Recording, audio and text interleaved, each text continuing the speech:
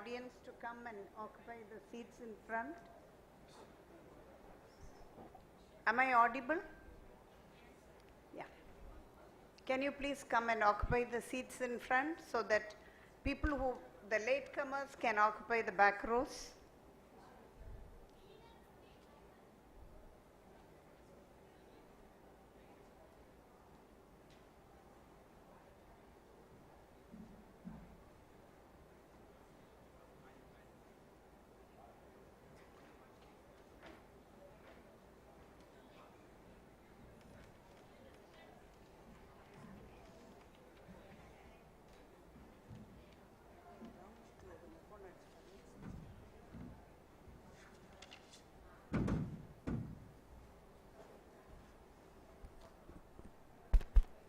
Want me to speak from here? Okay.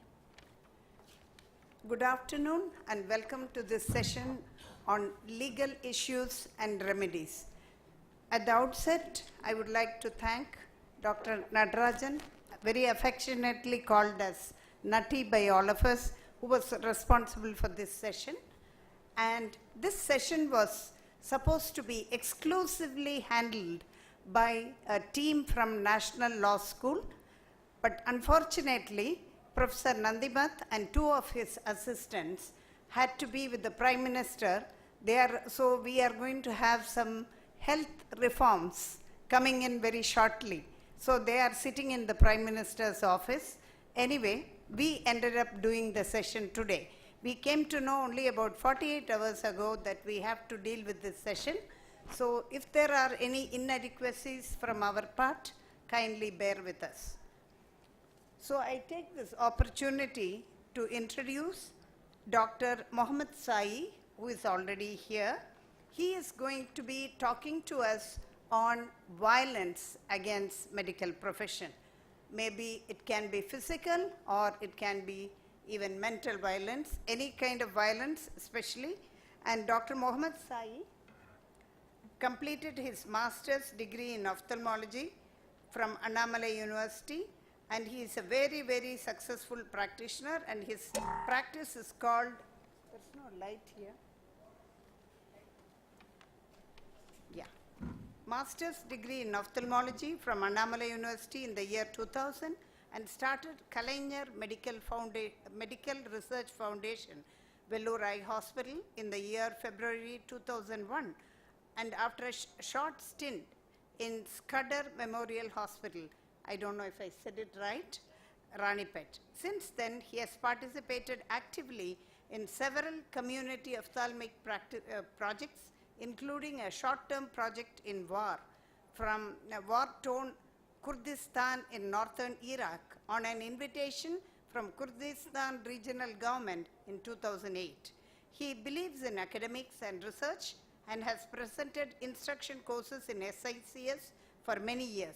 He is also working on a comparative study between Alcon Acrisoft IQ and Supraphobe IOLs.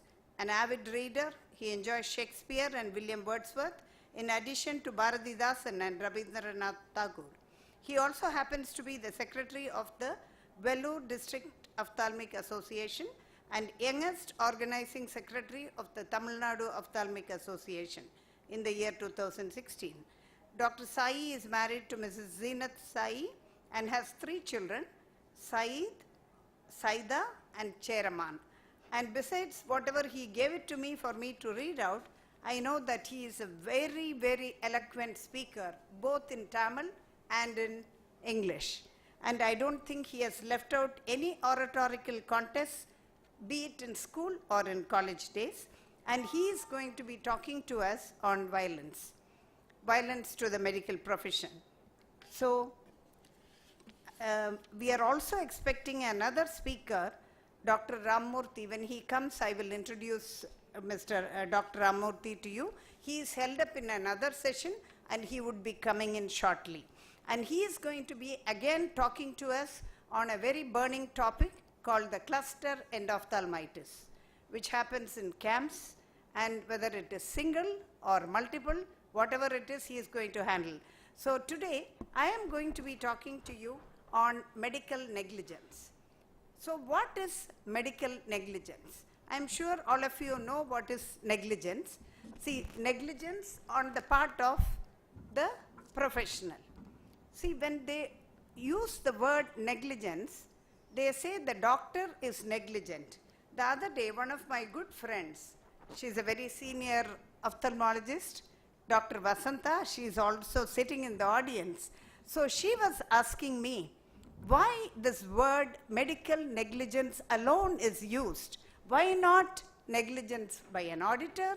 Why not negligent engineers, negligent lawyers, negligent chartered accountants, negligent builders? Why not people talk about all of them? Why are they not taking action? They are only very happy to pinpoint a doctor and say, doctor is very negligent. Probably when I went into the details, actually her comment on WhatsApp in Visionaries was very thought-provoking. So I was thinking, probably they feel, probably the common public feel, when you do a procedure for 10 minutes, the ophthalmologist makes about 35,000, 30,000 or 40,000. So these people are not working so hard to earn that money. Probably that must be one of the reasons. Probably there are also other reasons as well, which we are not aware of. So let us get back to medical negligence. So what are the ethical norms may be derived from?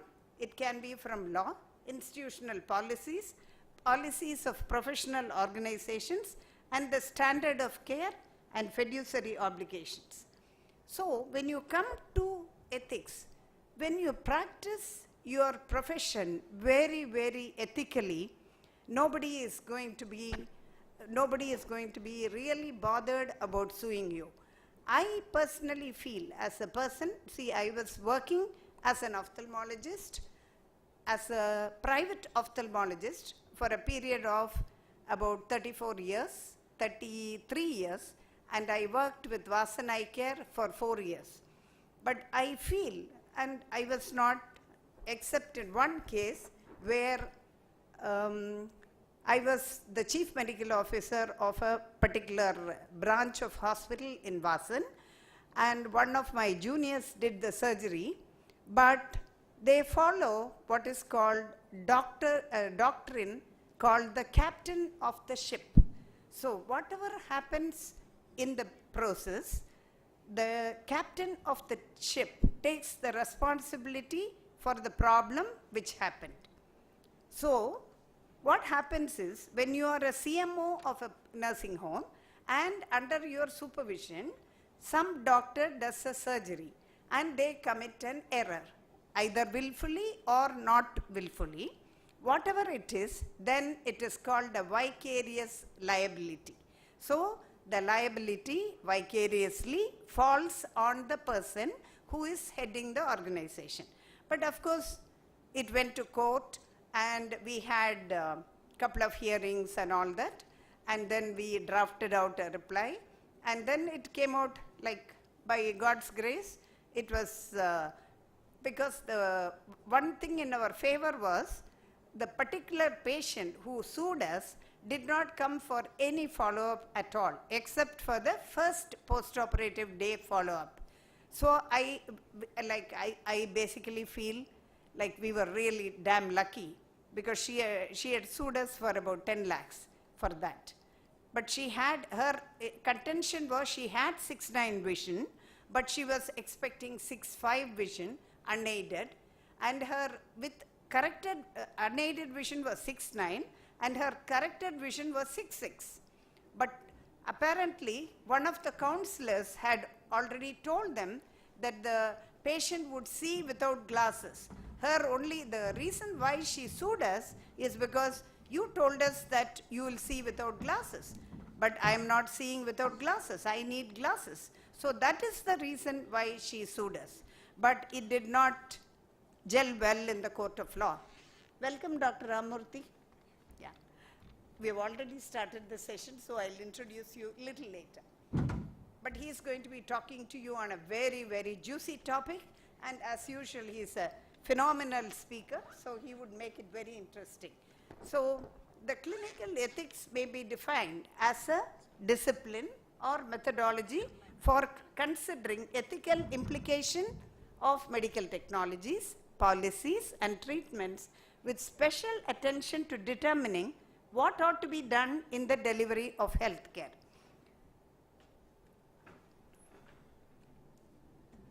So, another thing which you need to know is you have to find out how you will deal with risks and risk management as a method of reducing risk of liability through institutional policies and practices.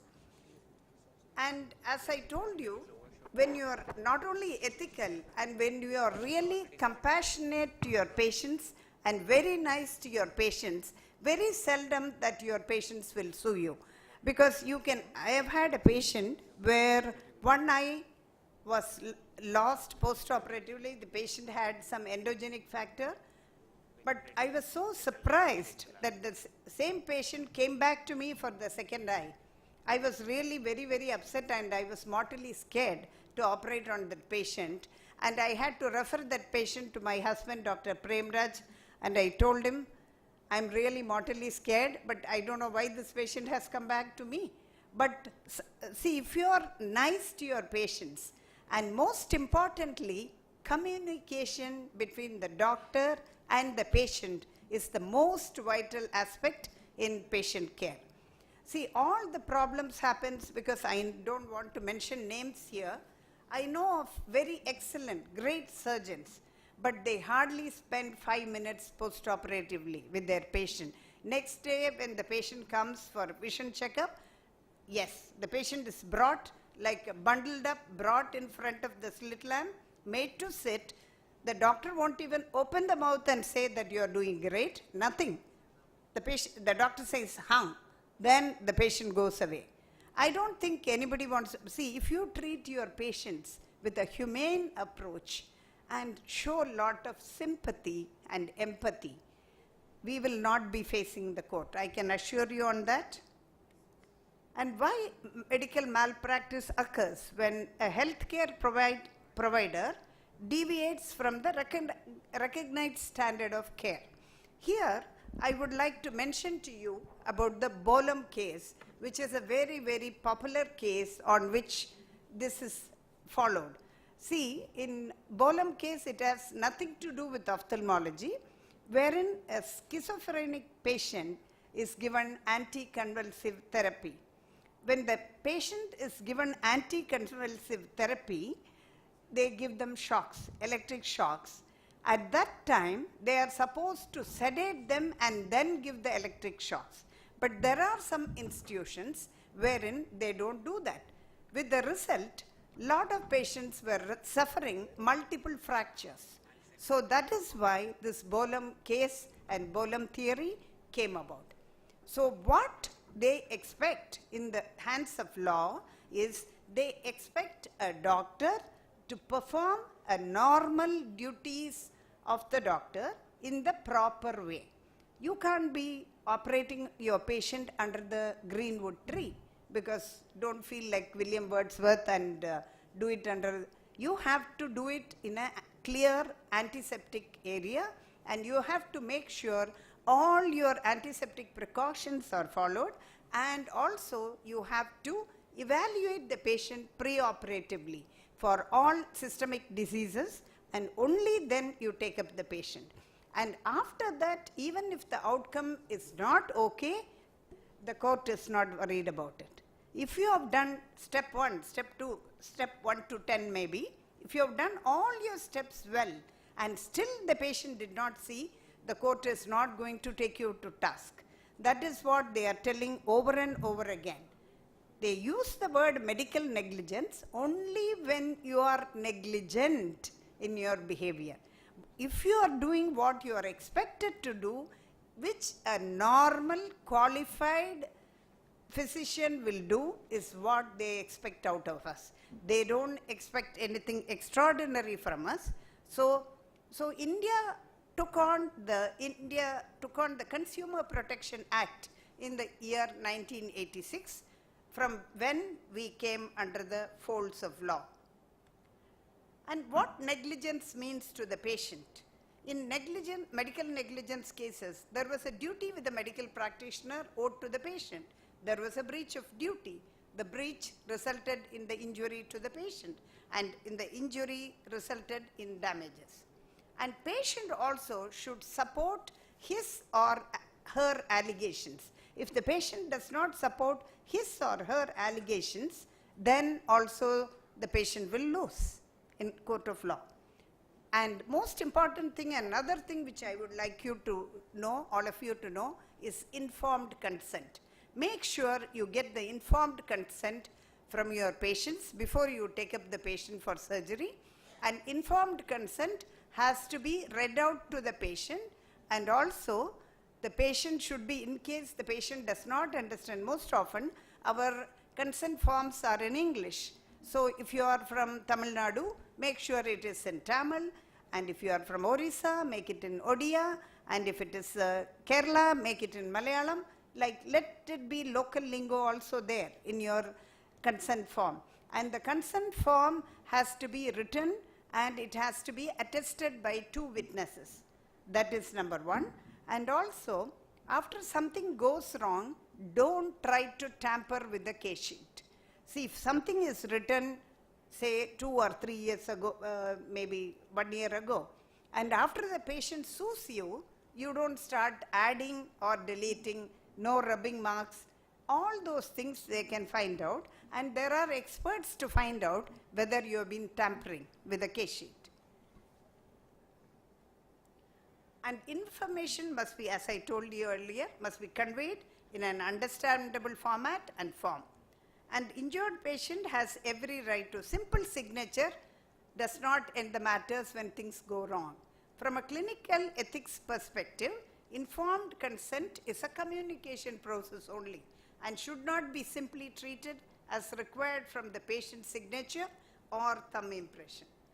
And also, informed choice linked with the state of mind of the patient. So if the patient is not mentally okay, the attendant needs to be signing the thing, and also the attendant needs to know what exactly is going to go on with the patient and what are the surgeries you are planning to do, and if there is going to be any change in the method of surgery halfway through surgery.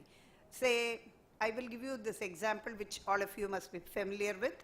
See, you have committed to a particular patient, you will put a multifocal IOL, but there was a PC rent. You managed the PC rent very well, not a very great PC rent, but a very small PC rent, and you did a single focus lens, sulcus fixated. Please come out and tell the patient. Don't shy away from telling the patient that you put, see, you might have collected the money in advance. Nothing wrong in returning the money. Please tell them, because if there is a problem, the patient is not going to come back to you. The patient is going to go elsewhere and find out. And our colleagues, I'm sorry to say that, are waiting in the wings to pinpoint at another person. So they will immediately say, oh, did they tell you they put a multifocal IOL? No, they have not done that. There has been a complication, and they have put only a single focus lens. So I don't think the patient should be hearing such information from anybody else other than you. So, and updating knowledge and facility is a concern for self-protection, and continuing medication is another, medical education is another thing, and law is very dynamic, and the patient should ultimately trust their doctor. You have to impose the trust in your patients. That is very, very important. And if the patient trusts you, then there is no question of anybody suing you. You can go, and are you competent? You must ask yourself this question always, whether you are competent to deal with such a problem. And you should give auto-suggestion to yourself. There might be times when you land up in problems. Tell me, whoever is, see, I feel if anybody says, I do so many surgeries, 0 complications, 0%, sometimes people say, not 1%, all that is lies. that just means they've not been doing enough cases to face complications. Everybody gets complications, but only thing is be honest about it. And also, if you feel sometimes you cannot manage the complications on your own, there is no harm in getting an opinion from another colleague who is going to be interested in supporting you at the time of stress. And internet brings a lot of information to the patients, both necessary and unnecessary. And we always get patients who are staying in India and their children are staying abroad, and they are calling you and asking, are you doing this on my mother, or are you doing that on... See, they have no clue about what is being done. But there are patients who have come and asked me, why do you want to keep changing glasses? Why don't you do clear lens extraction? I have had patients, attenders asking me such questions, thinking that they are very smart. So burden of proof and chances of error, we won't go into all those things. And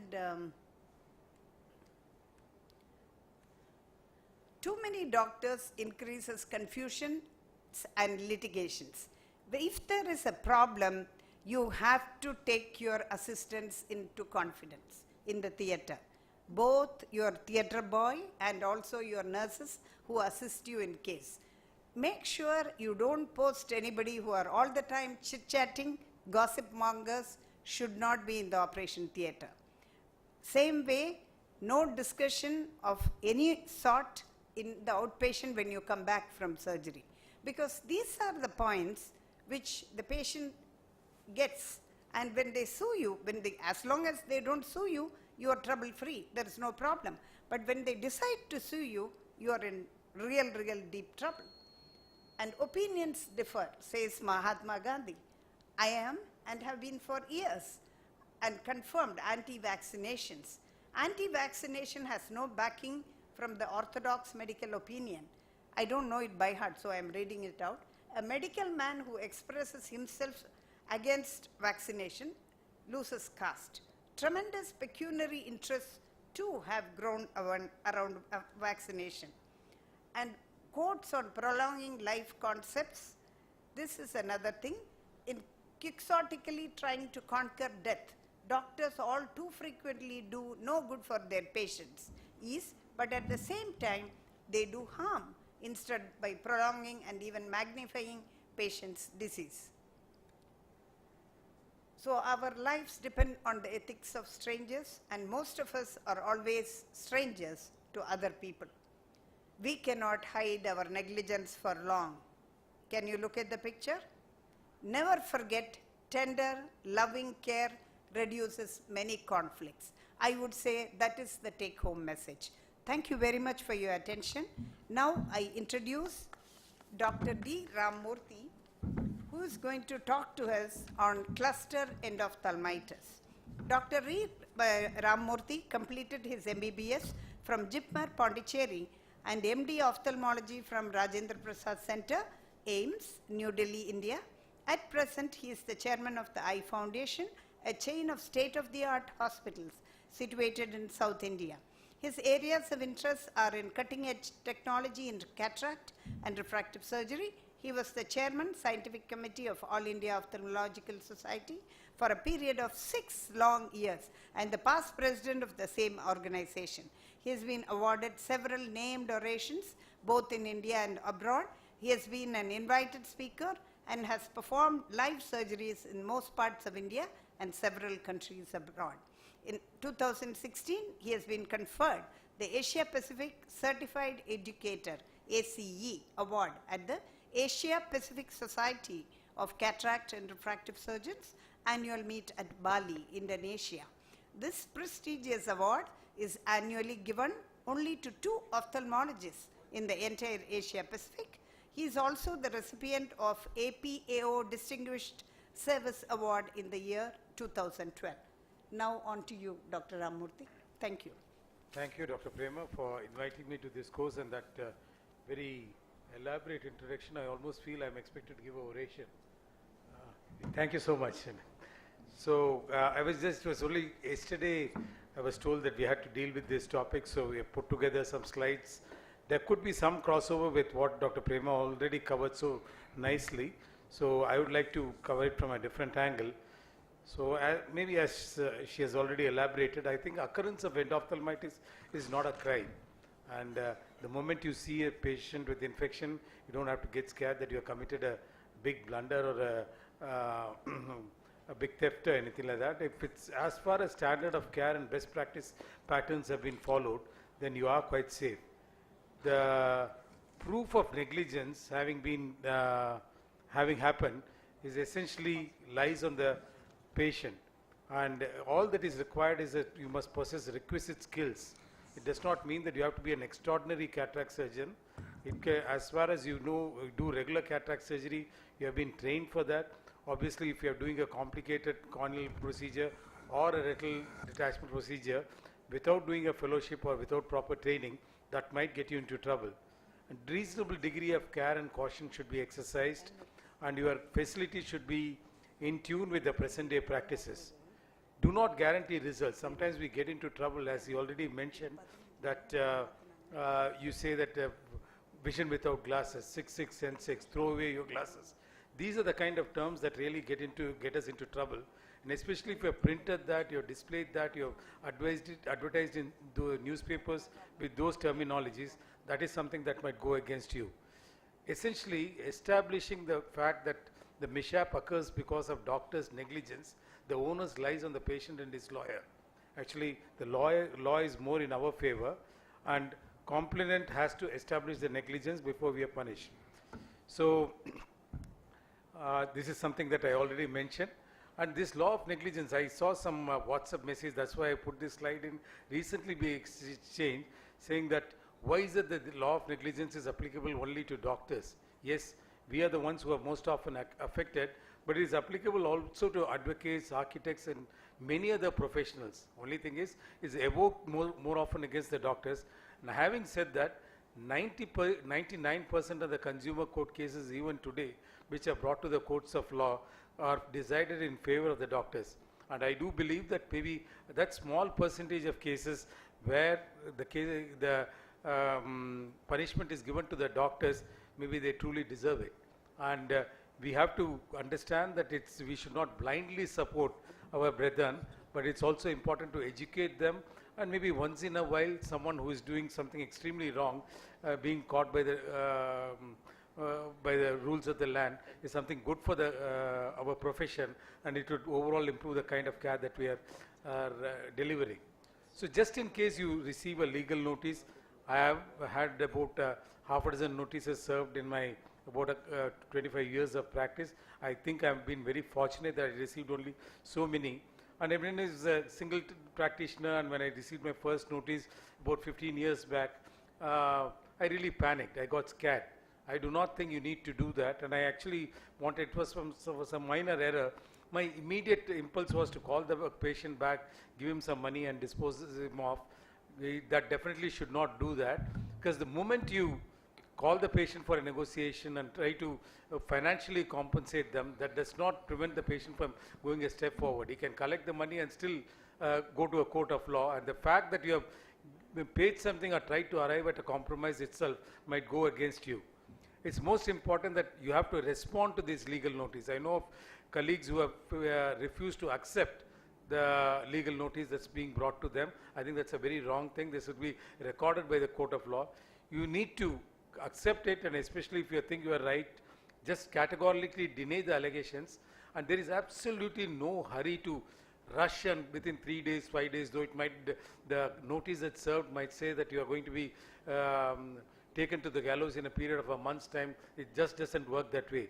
So inform, if you have already got an insurance, inform the concerned company. Indian Medical Association, even our All India Ophthalmic Society has its insurance policies. If you are involved in any of them, make sure they are involved. And just because the insurance company is actually supposed to take care of your the problem, but don't stop at that, especially if it's a serious matter. Engage a lawyer of your own. It's extremely important. You might be spending a little money, but then it's important that you protect your interests. For the insurance company, is just one case among many more complaints that they receive. You are the person who is directly responsible for defending yourself. And once you have considered all aspects, consulted your colleagues, sometimes your keeping quiet itself will help.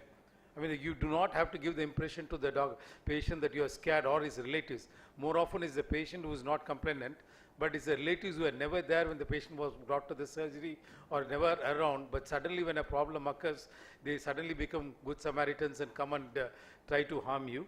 Just keeping quiet and giving them the impression that I'm not overly concerned about them, sometimes that cools them down, and they might come back to you for treatment. I have seen this happening to a couple of my cases. And you can take up to 6 weeks to give a proper written response to the complaint. This can be done through the insurance company, through the agencies like the IMA, or through you, through your lawyer. And this has to be quite adequate.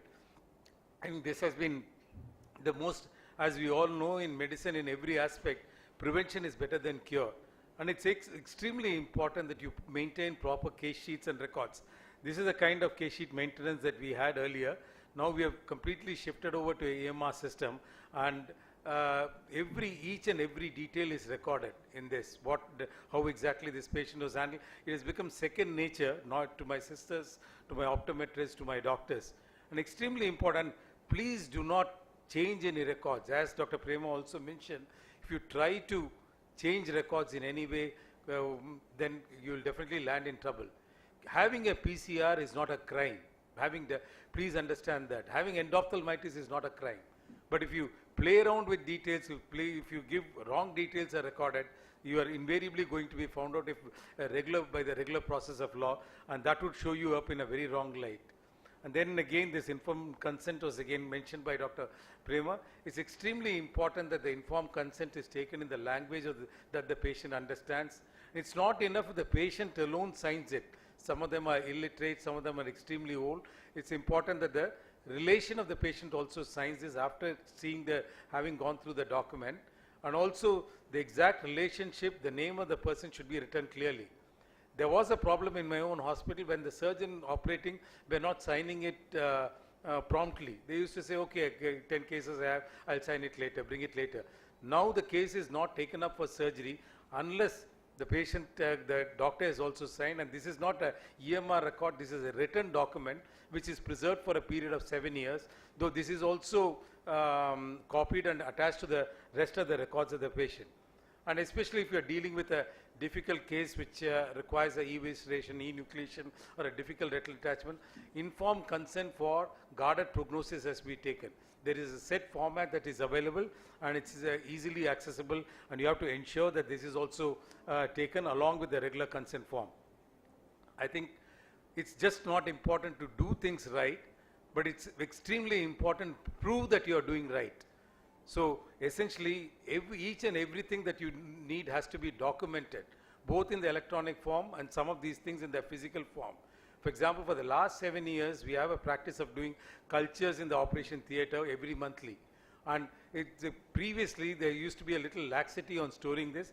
I have multiple centers, especially in smaller centers, it used to be a problem. Now, every time I visit a center, more than anything else, I ensure that these documents are properly maintained. So if your operation theatre is following proper sterilization procedures, culture reports are there from different areas. There are different areas that are specified, and it is documented from NABL accredited lab that this is what is then you are very safe. And again, it's not just the reports that we do these Bovidex tests, the biological indicator test periodically. I'm not going into the details because that's not the purpose of this talk, but there are set standards that you need to follow. It's extremely easy to find out those standards. It's not that these are meant only for large hospital. Even if you're a single practitioner, obviously you're autoclaving your instruments before using them. You have to make sure that the right processes are followed, and you also have records to show that the right processes are followed. And then each and every disposable item that you have with that intraocular lens, whether it's an endocapsular ring or whether it's a tire or a band that you use for retinal surgery, all those things, it's the reason multiple strips of those paper are given is one goes into the patient's record, one is for pasting on the EMR, one is essentially for maintaining a record like this. Each time the autoclave is done, each time these things are all recorded, and whenever you get into a problem, again and again I'm emphasizing that endophthalmitis is not the end of the world for you. As far as you have all these records to support you, and it does occur, you are reasonably safe. Every batch of ringer lactate, every intraocular lens, these are the patient records that we have, and you can see that the intraocular sticker also is stuck over there. And then in case, in spite of all these precautions, in spite of your excellence in surgery, if a problem occurs, then it's extremely important that you document the findings. Most often what the tendency is that, you just increase the dosage of steroids, start some antibiotic drops, etc. When the problem occurs, it becomes even more important to document. And if you are seeing the patient twice a day, document it twice a day, because this is what is most important. So these are just normal things that we all do day in and day out, especially when we are faced with a difficult situation. And just in case the view is not clear, even if you are able to visualize the retina in a dull fashion, get a B-scan ultrasound done. I am sure that your retinal colleagues will tell you what is the importance of doing that, and record the findings on a daily basis, if not on a twice-a-day basis. The most important do's and don'ts is, I have patients who are traveling for 150, 200 kilometers. My normal process is to see them immediately after surgery and send them home. But telling them either to come back for glasses a week later or for the second eye surgery or 6 weeks later. But they are given a written thing, in case you have pain, discomfort, irritation, please report back immediately. This is something that's given to them in writing. Just in case the patient calls up your counselor or optometrist and says that I'm having pain, irritation, 90% chances are it's just going to go away. Maybe a lubricant is what is needed. But just to safeguard yourself, don't allow them to give that advice. Ask the patient to come back. It might be, it may be an inconvenience for the patient. And if the patient chooses not to do that, consults a local ophthalmologist there and gets immediate treatment done, that's well and good. But don't ever say that ignore this, just increase the drops on the phone and then try to manage it through one of your assistants. And always do not hesitate to get a second opinion. Just thinking, many of us are single practitioners, many of us are pure anterior segment surgeons. So it's always a good idea, and the patients also today understand when a second opinion is sought. And a nice friendly colleague, if he or she reassures the patient that everything is under control and this is something that's expected, that would allay the fears of the patient, makes you also in a better ground. As far as cluster infection is concerned, what is definition of a cluster infection? Actually, during my presidency, there was an occasion to deal with 3 or 4 of these occasions, and each time the immediate reaction of the concerned hospital or the doctor was panic. I mean, trying not to know what to do, running to politicians, running to the police, damage control in all the wrong methods. I think the occurrence of 2 or more infections in a day, or occurrence of repeated post-operative infection is what is called cluster infection. And in case if it happens, especially just because a couple of cases happen in a week's time, though that in definition happens to be cluster, you may not panic. You could consult a senior colleague or someone.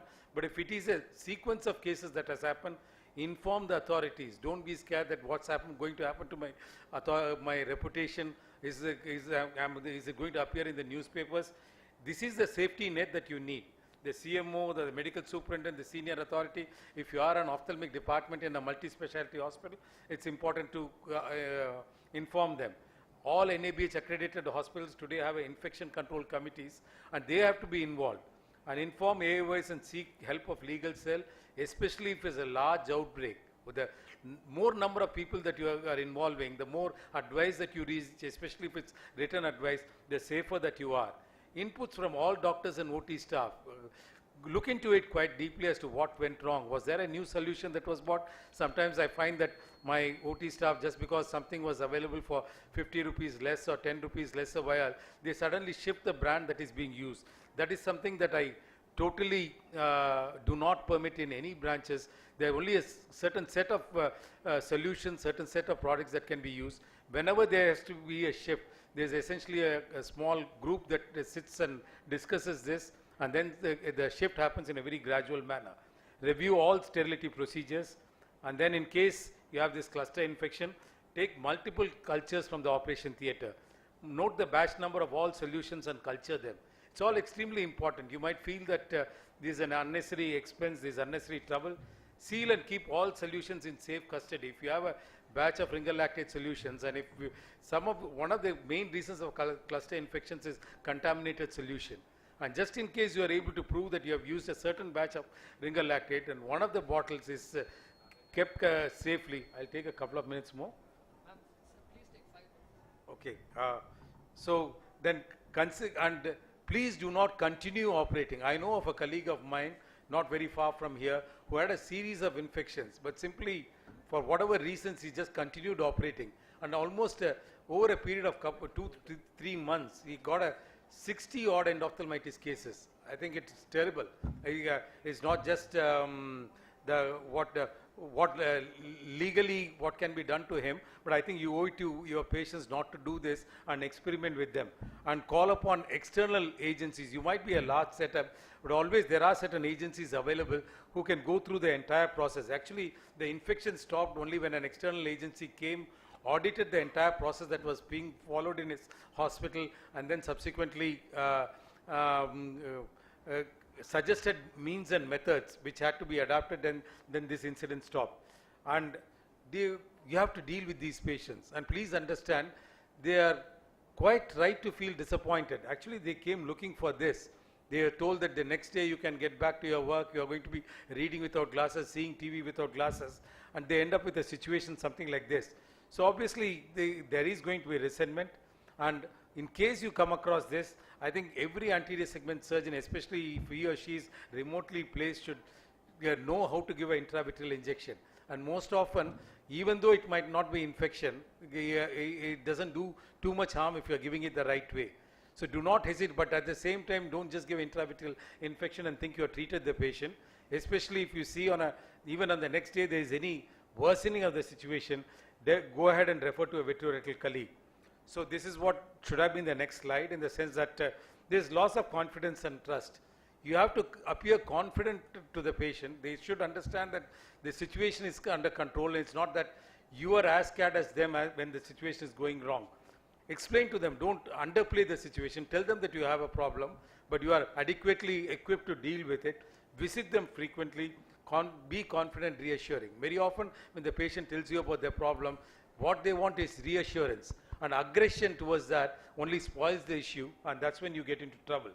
And just in case it comes to dealing with relatives, as I said earlier, quite often you might find people who are never concerned with in the initial patient care coming to you again and again and trying to bother you, and sometimes it's multiple consultation that is needed, but don't lose your cool on that. Do not antagonize them. Set the expectations to be realistic and be consistent. Say the same thing over and over again. And that's the reason I don't allow multiple consultants to speak to them. Usually when there is a serious problem, we ensure that it's the same senior consultant who is talking to them. Media coverage, yes, it's an essential level today. If you do 150 cataracts in a good camp setting and all 150 patients do well, that's not news. But if 3 of them develop endophthalmitis, and especially if they have a community organization supporting them, sometimes a political organization, that's great news for them. That sells newspapers. So looking for stories like that to sell. So obviously, these are some very recent things that we came across. And mind you, that's where documentation helps. Again in Tamil Nadu, when cluster infection happened, when they were being investigated, they actually said they were asked whether you change gloves every time. They claimed that yes, we do change gloves every time, and it was proven to them that they don't do that, simply because the number of gloves that were indented per day from the stores to the number of surgeries that was being done per day was compared over time, over a period of months, and there was quite a significant mismatch. So it was shown to them that though records of changing the gloves was not there, purely from the records that were available, this was proven, and that really was one of the major points that got them into trouble, that in the sense that a simple thing like changing gloves between surgeries was not being done. So do not overreact just in case there is a news coverage. All news, nobody even talks about Nirav Modi today, and who talks about Kingfisher. So once in a while when something comes up, they talk about them, and then there is something else which attracts social media and as well as the electronic media, and their attention span is extremely short. and especially avoid social media commenting. You know, all this WhatsApp, Facebook posts, etc. It does much more harm than any good. And then when you are dealing with the press, stick to the facts, be calm and transparent, talk to many reporters, some of them might understand your problem, and simplify medical complexities. Do not use 2 minutes of medical jargon. I think the most important message that I want to leave behind is, I think we have a reasonably good setup. It's NABH accredited. We follow all the good practices. We do a fairly good volume of surgery, but endophthalmitis even today does occur in my setup. And occurrence of endophthalmitis, especially if it's a cluster, is a harrowing experience. But one can come out with their head held high and lot of learning. And I don't mind mentioning this name. This happened to PGI Chandigarh, in the sense that very recently, just about 6 months or 8 months back, they had a series of almost 30 endophthalmitis cases occurring after intravitreal Avastin injections.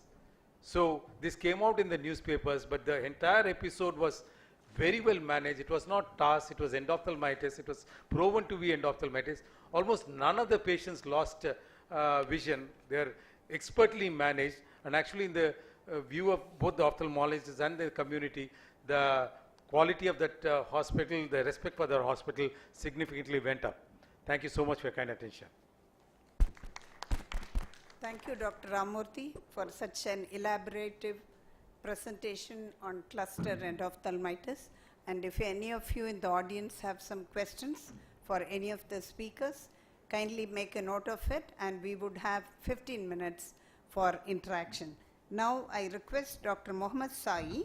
He is going to come and talk to us on a very, very important and burning topic of the day: violence against doctors and hospitals. What do we do? He will tell us what we should be doing.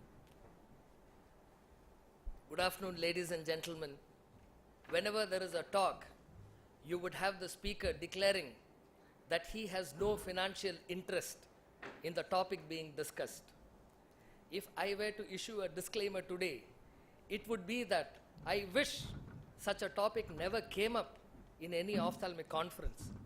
Instead of talking about how good surgeries should be or how excellent our techniques should be, we have come to such a pass in life wherein we have to talk about how do we complete our 50 or 60 years of ophthalmic practice without breaking one of our own bones. That is the situation today, and it is very sad. Why is it that we have violence against doctors and hospitals? We have never heard about this before 10 years. Before the year 2000, the act of violence against a doctor or a hospital was literally unheard of. But why is it that since 2015 onwards, these things are happening at a regular frequency and the acts of violence are becoming gruesome? Let us explore it. Instead of wishing away a problem, it is better to delve into the psychology of the problem and find out if we are at fault. Instead of blaming the society at large, I think that we should hold a mirror to our own profession and find out if we, in any measure, are responsible for this degradation of self-respect and professional respect. What is it? Is it the undermining of trust? Or is it that the society has become violent suddenly? Let us explore this step by step. First of all, violence is the first refuge of the incompetent. Therefore, if a patient is well educated, when I mean well educated, it is not about the patient getting a degree. Most of the times, the people who misbehave are those who have a degree. When I'm talking about education and competence, I'm talking to you about the education of the procedure. It is not just enough if we talk to the patient about his cataract or his glaucoma. We also have to inform his relatives and his caretakers about the disease which is afflicting their relative. Because if they are incompetent, and here I mean incompetent because they have not understood the disease properly or the process of treatment properly, then they are much more predisposed to violence. That is why Isaac Asimov had to say that violence is the first refuge of the incompetent. We live in very insecure times. Fear and risk dominate people's thinking. We do not let our children out in the park to play unsupervised. We make sure that there is one of the parents there to monitor even their play. Why is it that? That is because our exposure to media has made us so insecure that we have started believing that this world is actually a very bad place. The patients have also started believing that this world is a very bad place, and therefore they do not believe in their own teachers who teach their children. They do not believe in their doctors who treat them. Why? Because war is the teacher of violence. Subconsciously, all the media reports which we see today are talking about fear and violence and violations. So what has happened is that we have a population which is living under a mentality of fear. There is a beautiful poem by Bharatidasanar. Iruttarayil ulladada ulagam. Have you heard about that poem, madam? Iruttiyadellam pe. When a man is in fear, everything which is dark and everything which is unknown is evil. So what he does not know is automatically construed as something which is evil. So when he does not understand a medical procedure, then it is evil. And the person who is doing that evil procedure is a bad person. When he does not understand the bill, then he thinks that the bill contains details of a theft. So he thinks that the doctor has actually been robbing him. All of these things happen because of the mentality of the patient. That is why Dr. Prema ma'am was emphasizing about, please spend an extra 5 minutes to impress upon the patient that he is not a customer, but a friend who has come to us seeking medical advice. Nobody can overemphasize that point. When exactly does violence take place? Let us get into the anatomy of violence. There is workplace violence. So when does this happen? In cases of emergency, when a patient is first brought to the hospital, like in a road traffic accident, and when they start feeling that the patient has not been seen immediately and is being seen late, anger builds up. There are patients who bring their wounded relatives 2 days after the injury. But the moment they come to the OPD, to the reception, they say, emergency, adipattarchi, emergency. So we bring them in and we ask them, when exactly did this injury take place? It took place before 2 days. Then why have you come today? My son came only today, therefore I have come. It is an emergency. Therefore, the mentality of the patient and their relatives is such that they think that the doctor has to be there at their beck and call. And we have made this ourselves. We have trivialized ourselves. We have trivialized our procedures. When a patient comes to us and says, I have cataract, we say, oh, cataract, that's nothing. I can do the surgery in 3 minutes, and many of my colleagues can do a wonderful surgery in 3 minutes.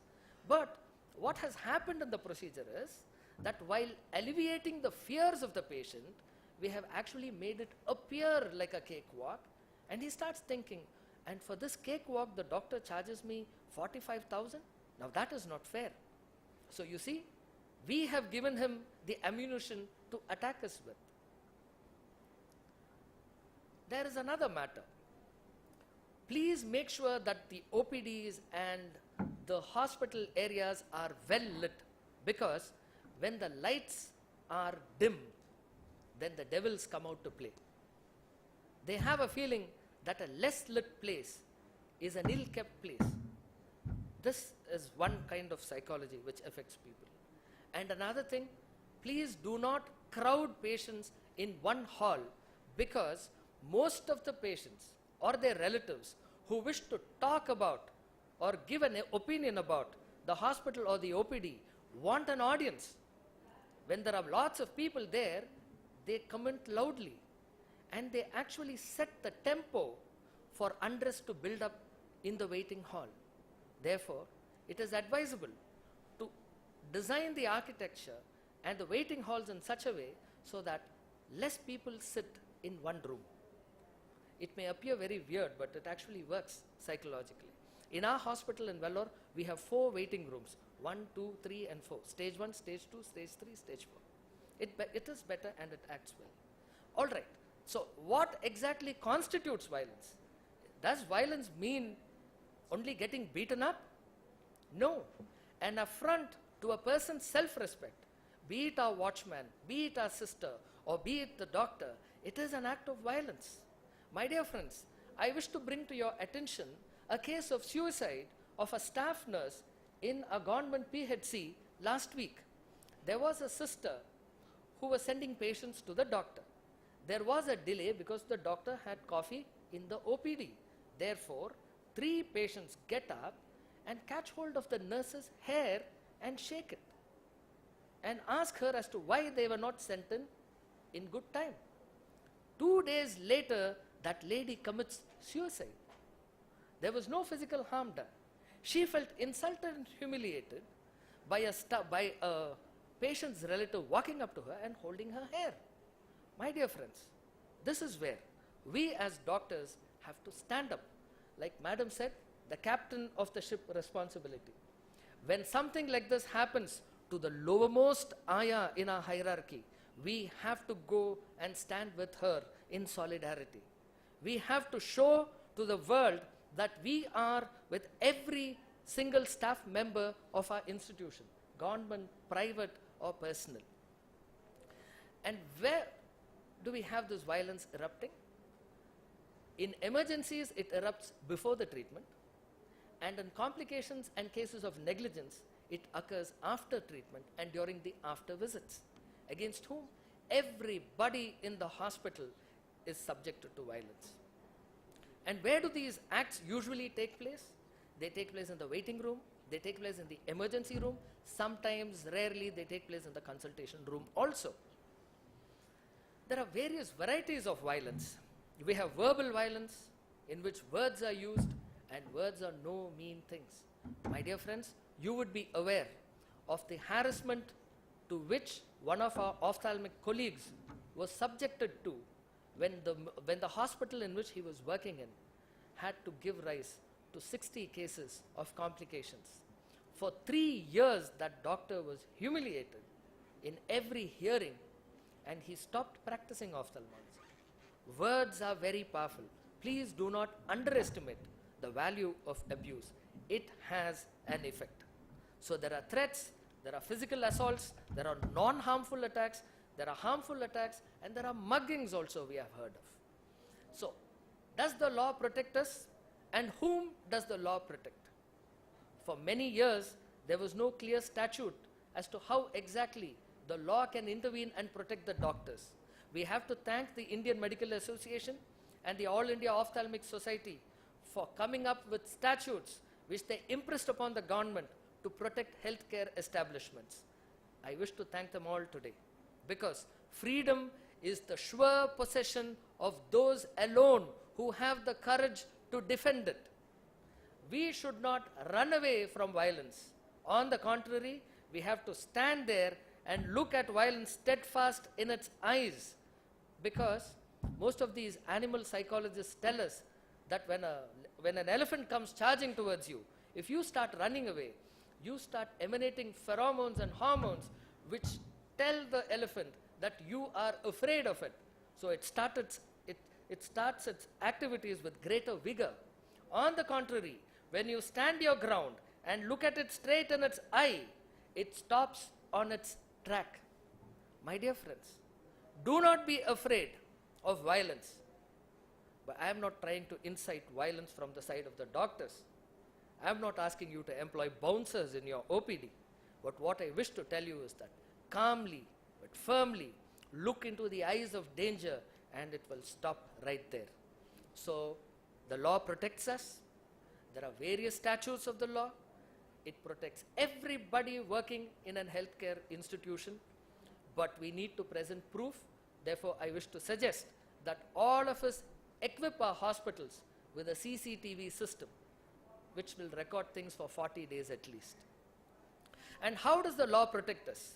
Are you aware that if somebody breaks something in the hospital, then he can be sued, a complaint can be lodged, and he has to pay a fine of up to 5 lakhs plus the cost of the destruction and a sentence of 5 years in jail.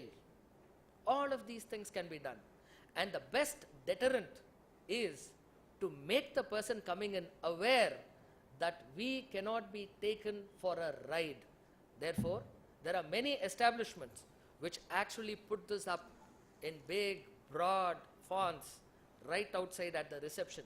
It is almost like saying, enter at your own peril. You're walking into Dracula's lair. So workplace violence versus hospital violence. There are significant differences in this, because in hospital violence, what happens is that not just the healthcare professionals get injured, but the work of the institution also gets hampered. This is from the Journal of Health and Sciences from UK, wherein they talk about when exactly violence peaks. But in the context of ophthalmology, this is not relevant. And why does violence occur? Because they do not understand the billing procedures. They think that they have been overcharged. They think that certain things have not been explained. This is exactly where 5 extra minutes of our chair time can do a lot of magic. So how do we avoid it? Education is the vaccine for violence, because violence is the refuge of the incompetent. Let us educate our patients by talking to them and by making them aware of all the procedures which we have stored in for them. So how do we avoid it?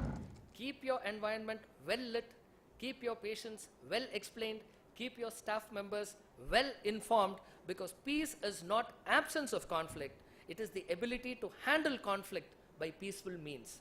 We believe in non-violence, and we will make sure that all the people who work for us live and work in a safe environment through education. Let us not fail to impress that we are here on a mission of compassion. There are several studies from the US and the UK wherein they have said that a screening system can help, that a background running system can help, an identification system can help. All of these things basically translate into this. When the patient and his relatives are aware that every step of theirs is being recorded, then they will not resort to violence. And there is one more important thing, which is post-violence management. My dear friends, there are many doctor colleagues of ours who have felt the trauma of physical or non-physical abuse, and they have gone into a shell. They have never come out of it. Therefore, whenever there is an act of violence, it becomes imperative that we talk to our staff members and we counsel them, we assure them, and we tell them that we are with them. There are people who have committed suicide. There are doctors who have died having a huge MI after a single patient said, "Niyala oru manshana." Are you a human being? A patient just asked one question to a senior-most ophthalmologist, and that man died within a week's time. Media.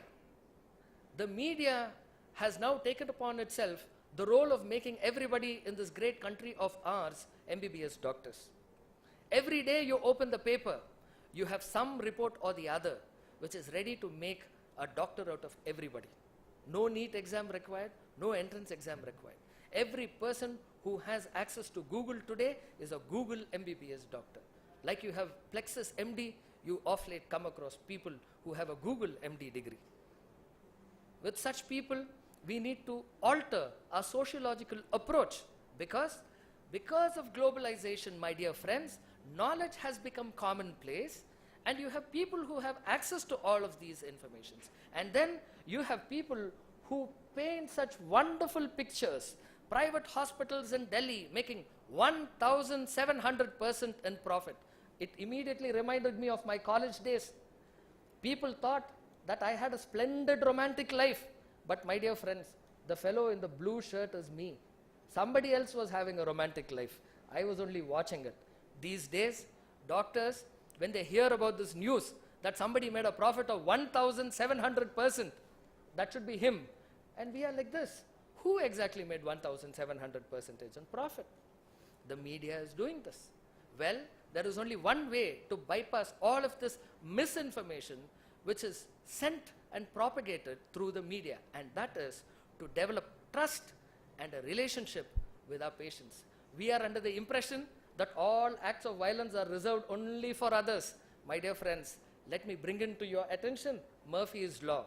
What you think should happen usually does not happen, but what you think should not happen is more likely to happen. Therefore, beware, because this topic which is being here brought up for discussion is to inform you that we are under attack. The media has painted a very rosy picture about doctors. They have created an impression in the hearts of the people that we doctors are like this Modi in the companion of angels from heaven because we have looted them day in and day out. I do not know why, but all scamsters are not Modis, but all Modis are scamsters. There are research questions which have been brought up by the study, and the end result of this research methodology is that senior doctors have a very good rapport with their patients, whereas the younger doctors do not enjoy that rapport, probably because they do not invest so much time in building up the relationship with their patients. This is an observation. I do not want the young ophthalmologists up in arms against me. And another matter, older patients are much more subdued and polite in their response and in their relationship with the doctors, rather than the younger patient relatives who are much more abrasive, and they have this something called attitude. The meaning of the word attitude, as I learnt it when I studied English with my teachers, was different. But these days, the word attitude means you look at everybody as if they do not matter at all to you. Most of our youngsters, including doctors and ophthalmologists, have come up with this new thing called attitude, which they wish to wear. A humble request: if you do not want to be prone to getting beaten up, please get rid of your attitude. This is a warning and a request and a healthcare tip. These are case reports in which people have actually narrated why exactly people are getting beaten up in our profession. They say that it is because of consumerism. What has happened is, people have started believing in consumer empowerment, and they are under the impression that they are not patients any longer, but they are healthcare consumers. Because they are healthcare consumers, we have become healthcare providers. Now that we have become healthcare providers, we come under the ambit of the consumer and the consumption state of dynamics and economics. Therefore, they think that we do not deserve the respect, or we do not deserve to stand on the pedestal in which we were in few years ago. Here, things have come to such a pass that doctors are requesting their children not to take up medicine. In peace, sons bury their father. In war, fathers bury their sons. These days, under the siege mentality that we are in, we are no longer the traditionalist doctors. A new breed of doctors has come up. They are called the pragmatist doctors, who say that there is no need for us to be on a pedestal. So what if the patient is drunk? He has every right not to respect me. I do not understand from where they picked up this masochism. They have started enjoying this act of being degraded. This is among the new doctors who have been interviewed by the NHS. So in their aptitude scale, they say that there is no need for the patient to respect us. And who says this? The young doctors. I will go back to the 1960s now and quote John Lennon, who said that we live in a world where we have to hide to make love, while violence is practiced in broad daylight. Such is the situation of the world, and with the qualitative data which I have, all what I wish to say is this: my dear friends, those who make peaceful revolution impossible make violent revolution inevitable. This sums up the psychology of violence against doctors the most, because when a patient has a simple question to ask, it is better that we answer it then. When the patient's relative has some extra question, some nagging doubt in his mind, it is better that we spend some extra time and alleviate him of his doubts. Because if we do not make a peaceful exchange of ideas impossible, then we make a violent confrontation inevitable. We need to walk the extra mile to make sure that the patient is our guest. My dear friends, there are people who say that the most dangerous profession on this planet is to be a doctor, because the average lifetime of a doctor is 10 to 15 years lesser than the average lifetime or lifespan of a normal citizen in that particular country. And they say that this is where people choose the profession only to die young. All I wish to tell them is this: the greatest pleasure in life is doing what people say you cannot do. People say that the toughest job is to be a doctor. I wish to quote Thandai Periyar, who said, "Nammal mudiyadadu, yaralum mudiyadu. Yaralum mudiyadadu, nammal mudiyum." What it means is that what others cannot do, only we can do. And what we can do, none other than us can do. So let us do our job properly and come out with glory and laurels. Let us serve mankind, because we chose this profession to be compassionate towards our fellow human beings. Yes, there are faults with them. Yes, there are certain faults with us. Let us overcome these faults through education, love, and compromise. After all, there is only one life which we can live. Let us live it out well with all of our patients. Thank you, my dear friends. I believe in love, which is stronger than violence. Thank you very much.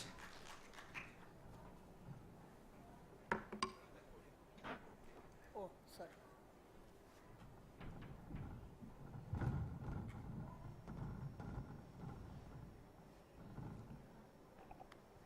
Thank you, Dr. Sai, for that splendid performance. I don't know whether they understood the implications of violence, but they would have found out that you are an eloquent speaker. So, and you are always one. So, I am just going to talk to you people just for 5 minutes on the medico-legal challenges in the Indian perspective. Increase in litigations on doctors is the biggest concern area for the Indian doctors, mainly due to no limit of maximum liability, complex laws, aggressive laws, and increase in patient activism, media glare, lack of structured documentation, lack of medico-legal expertise, no information sharing amongst the community, no support at all at critical stage, and no limit on the maximum liability. You will be surprised to know that the amount an Indian doctor can be sued for, recently the figure went up to 10 crores. Doctors can be sued for almost any reason, being a soft target for cases of medical negligence, malpractice, tort, harassment, instrument and machine failure, or impact and staff negligence, and many others. Many of you who did not attend my medical negligence talk, this is almost a continuation of that, and patients now show lesser consideration towards doctors because they feel they are more knowledgeable than the doctors, and lack of relationship with doctors unlike in the past, and more information is available on the internet, and activist groups formed in recent past to take on doctors for any negligence. Media glare, media glare, media glare. Also, various practices being followed in breach of MCA codes, limited medico-legal and forensic expertise in India, inadept lawyers fighting such technical cases. 3 out of 10 doctors is facing an issue every year, and this will grow by more than 200% annually, but doctors do not share their concerns. It is considered a taboo. Many may lead to tarnishing of their reputation, and they think, what will the other man think? But unless you share with your confident group, with a small group, you are never going to get a support. Lack of PR support, inability in police and mob handling.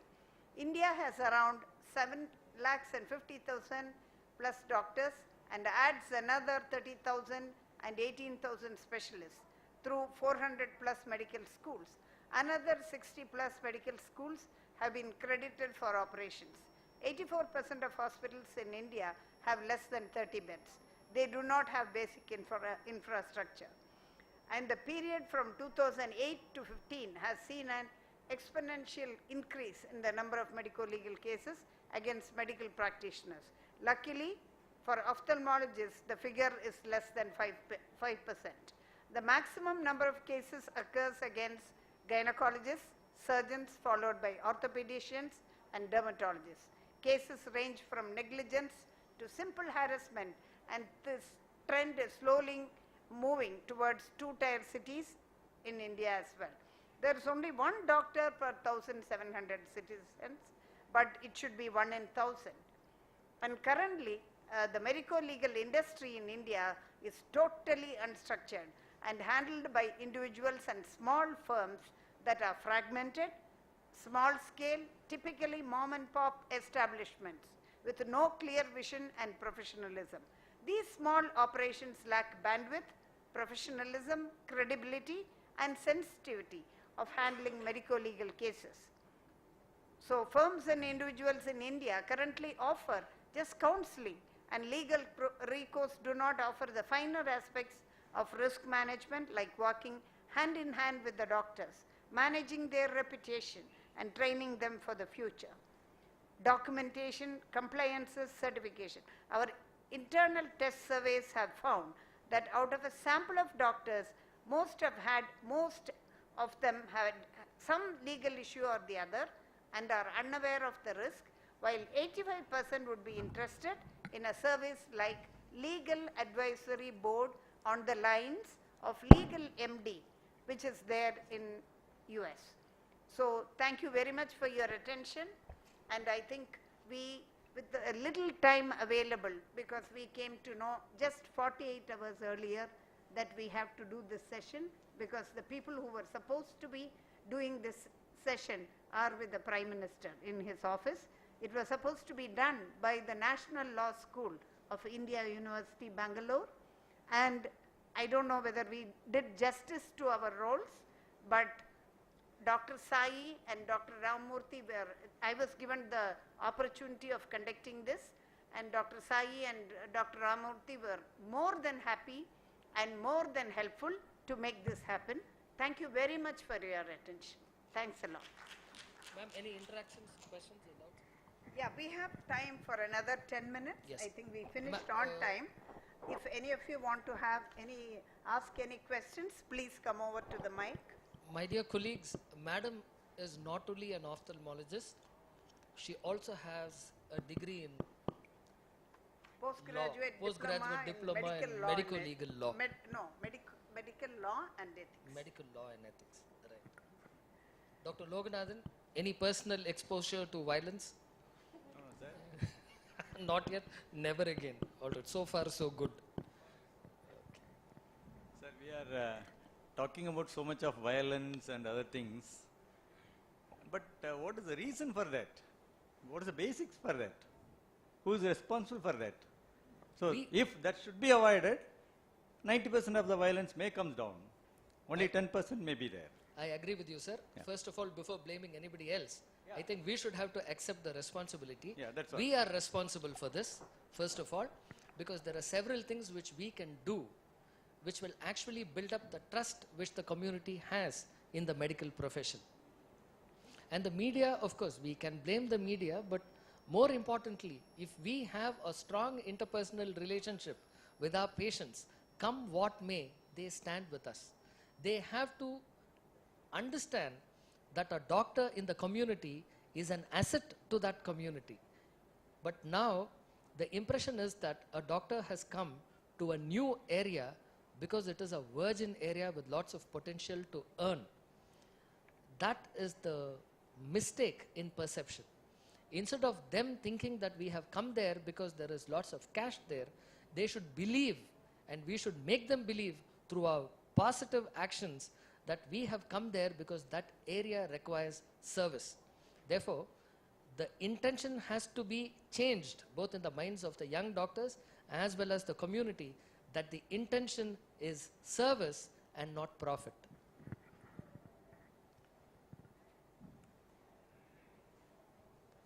So just sharing my experience, not queries. So actually, one of the surgeon was done the suturing for the cheek, which was hanging, exploring the bone. So without cleaning the proper things, after 3 days, patient comes with periorbital cellulitis. Yes. So after suturing, he referred the patient. He thought it was done properly. So after third days, patient comes with periorbital edema and periseptal cellulitis. Then the surgeon told it seems that it was not seen properly by the ophthalmologist. Yes, this jousting, you're talking about jousting. So then during while I reopened, there was a lot of muds as well as the Debris. stones was there inside. So then they took the photograph. After 3 days, patients healed off completely with the systemic antibiotics.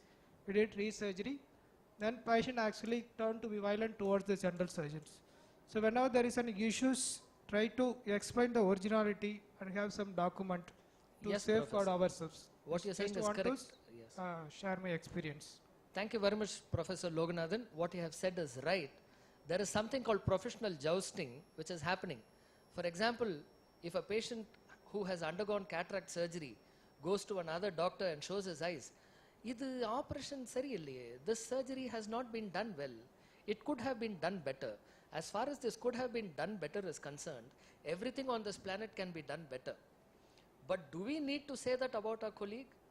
There is one Dr. Ramesh Durairajan. Is he here?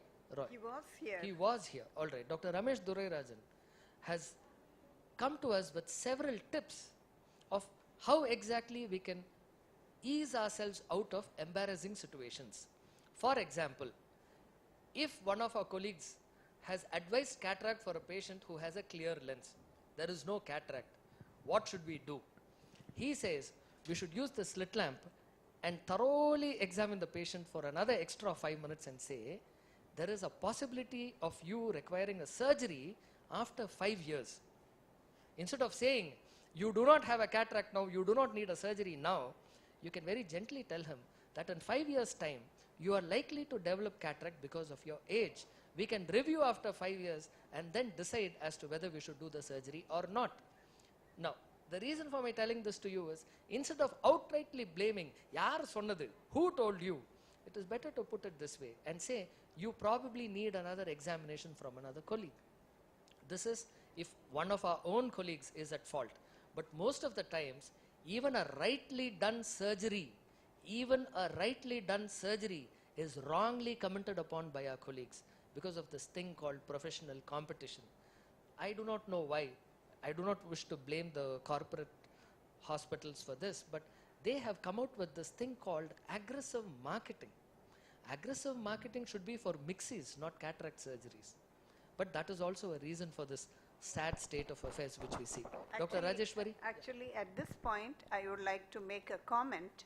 This happened about 20 years ago. At that time, the medical litigation and negligence cases were very, very rare. Actually, this particular patient had 6/6 vision, unaided. Only thing is, the patient had a peaking of the pupil. So the patient had sued a good friend of mine, saying that the patient had peaking of the pupil. Then later on, we found out that the patient went to a big institution in city of Chennai, and where all the PGs who examined wrote down in the case sheet peaking of the pupil, nothing else, peaking of the pupil. And she was taken to court. And then Dr. Babu Rajendran had to literally bail her out, saying that peaking of the pupil is no big deal, as long as she was not, that particular patient was some Valliammal or somebody who was 75 plus. So he had to go and tell the lawyers that she is not going to model for her eyes for anything, that the peaking would be visible. Right. So for such a silly thing, because of that comment by a senior doctor in a renowned institution, that particular girl who was my batchmate was in trouble. And she had to, thanks to Dr. Babu, he literally bailed her out of the situation. Yes. Every word we say, or every word the patient hears, be it from the ayah or the sister or the pharmacist, matters. So every word we write in the case sheet matters, and every word which is being uttered also matters. Boys here will understand very well. Our wives have this red pottu here. It is a record button. Whatever you talk will be recorded and used later against you. So every patient who comes to you should be considered like that. She is likely or he is likely to hold whatever you have said today against you on some other day. So please be warned. Yes, Dr. Raji. Sir? Oh, yes. Ma'am, during Dr. Ramamurthy's talk, he said he takes 15 swabs once in 3 months. I know in my setup I take around 3 to 5 swabs once in 3 months. Actually, only swab is enough or anything else has to be done in the theatre, ma'am? How many swabs, any? No, I don't think there is a maybe Limit on the I number. can request Dr. Premraj, who is an expert in setting up hospitals. He would be able to throw more light on that question. Because I don't think there is a particular count No, on this that is, unless it given becomes in your negative. AIOS guidelines. AIOS has done work on this and they have given a guideline and they have clearly said where all you should take swabs. The 15, 5, 25, 35 all depends on the size and the number of theaters you have. So it's very clearly given. I think just follow the guideline. You're on the right AIOS spot. The guidelines. second one is he was talking about external auditing. Do you know anybody doing external auditing? I mean, if you want to audit your theater procedure, whom you will approach? Sir, in Vellore, what we do is we have several mission hospitals like Bethesda Hospital, Scudder Memorial Hospital, etc. So what we do is one of our friends from Scudder Hospital comes and has a look at our hospital and the way it works. And he gives us friendly advice on how exactly we can make the situation better. So far it has gone on a very friendly basis. And then we go there to their hospital to record our comments. All of these with a positive attitude of helping each other grow. That is how things have been going on in a Mofussil place like Velur, Ranipet, Ambur, Arcot, etc. We do not have any professional agency which does this external auditing. Yeah, there are agencies who do auditing if you want to be done. Even Srinivas K. Rao's wife, who's is a authority on infection control, she also comes and gives you a complete analysis in a proper format, signed by her, and she is the authority on it. Like that, there are a lot of agencies, including Ethicon, is also giving the report. So these are the very useful things which you keep a record. When something goes wrong, in the court of law, you can produce those paper that, yes, I've been following the standard of SOP. So this will, if the problem occurs in spite of the SOP, as followed properly, then you are not negligent in your work. Correct, sir. 1 minute. Dr. Ma'am, yes. Sorry, ma'am. Shall I send a mic to you? No. I just want to make one comment. Yes. Like in the legend Mahabharata, there is a small incidents. Like Krishna will ask Duryodhana to go and find out if there is any good person in the community. He will not be able to find out because he is a bad person. Like that, our society, most of them are bad and they think everybody is corrupt.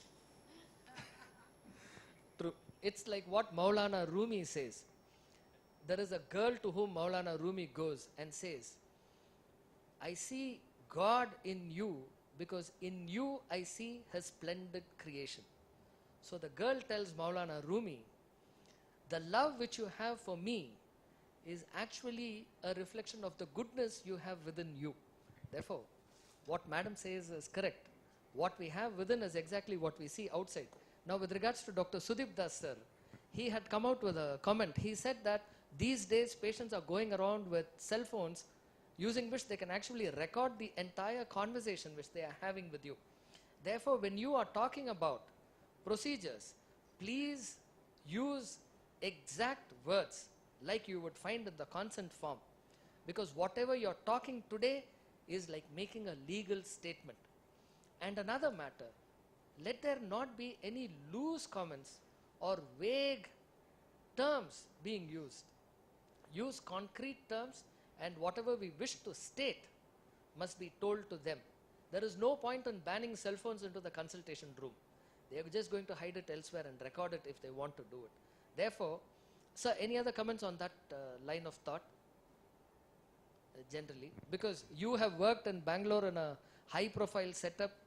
You have operated on former and present chief ministers. So what do you think?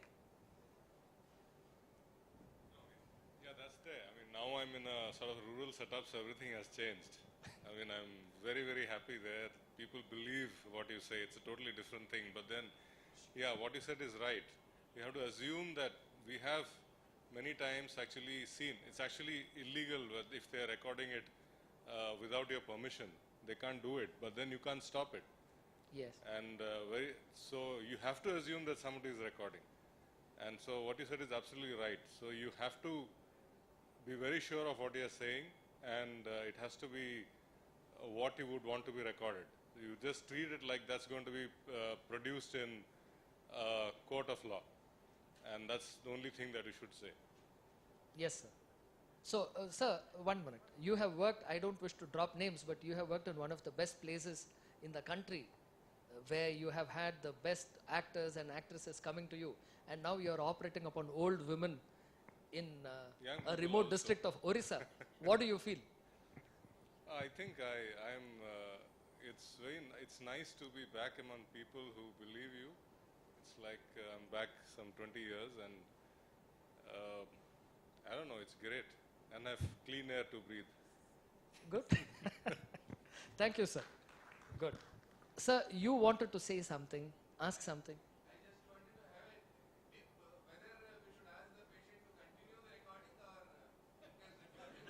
I think you should wear good dresses from now onwards when you go to the OPD, because you're going to be recorded. Somebody loves you so much that they're going to keep a record of your talk. Your video is going to be watched by many people, among whom maybe few attractive people too. So please dress well, talk well, use wonderful words, enrich your vocabulary. See, if you cannot prevent it, lie back and enjoy it. No, in short, he wants us all to become good actors. Yes, sir. Yes, I'm practicing ophthalmologist for about how many years? Yes, I started from 1971. Oh. So it's a quite long time, and I've seen many things has changed. I've worked in this country in government hospital, in UK in government hospital. Now, my belief is that the attitude amongst the doctor has changed. In our place, I'm from Bengal, West Bengal. Where in Bengal, sir? Oh, it's in the suburb. I worked in the suburb. It's about 10 kilometers away from north to the Damdam airport. All right. Okay. Now, my personal belief is that the private medicine has got many good things. But people who are the service provider or this owner of this private medical setup, my idea is that they used to do some business where they thought, well, if we go to that healthcare, we'll have less risk and may make more money. And they have brought with them their culture, what they used to do in their industry, business and other things.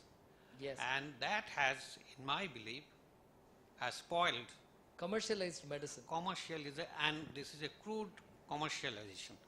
We True, sir. did not have that word of growth, priority areas, Yes. focus on the area will give us more revenue. Our teachers never asked us just how much business you can give it to me. Yes. Definitely. Where sir. is the business? Doctor, I'm doing this for you, and where is the business you are giving me?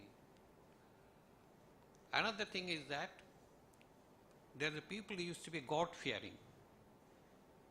Many of them don't believe in God nowadays anymore.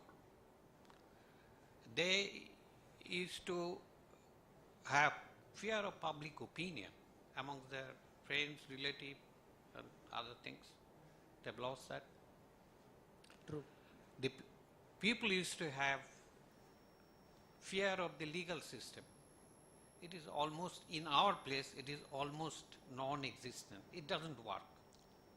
it doesn't work. Good. It doesn't work. So, is the lack of fear. Our teacher used to tell, do you know why this is happening? He was asking, it's something very bad thing happened somewhere. Our teacher, Professor of Surgery, Professor B.P. Chatterjee used to say, do you know why this is happening? Jano, bhoye roba. Means there is no fear of anything. That's causing the problem. So I have been in UK, I was worked there for 7 years, and that was an excellent system. It is totally government sector. The nursing home and other things cannot survive there, and there is a system of GP and other things. Yes, sir. There was absolutely no problem in health, and I mean, that's the best system. The American system, we are copying the American system. Yes, yes. And I think the main cause of the problem, the main root of the problem is the totally unregulated private healthcare system. I'm sorry, there are a lot of people here who couldn't have come unless they were in private healthcare system. Yes. And they are very successful, famous, riding on that private healthcare system. I have nothing against them, but there is other side of it. Yes, sir. I'm sorry, just No, if I good. said something. Thank you, sir. Thank you very much for sharing your wisdom with us. What you are saying is exactly what Robert Mugabe has said. He has said, how do we inspire young men to become graduates when all what we have to show is poor graduates and rich crooks? Therefore, what you are saying is correct. My dear friends, let us stay warned, because as William Shakespeare said, hell is empty and all the devils are here in this world. So let us all be careful and change over from commercial medicine to compassionate medicine. With this message of love, peace and prosperity, let us all say goodbye to each other. Thank you very much for your patient hearing.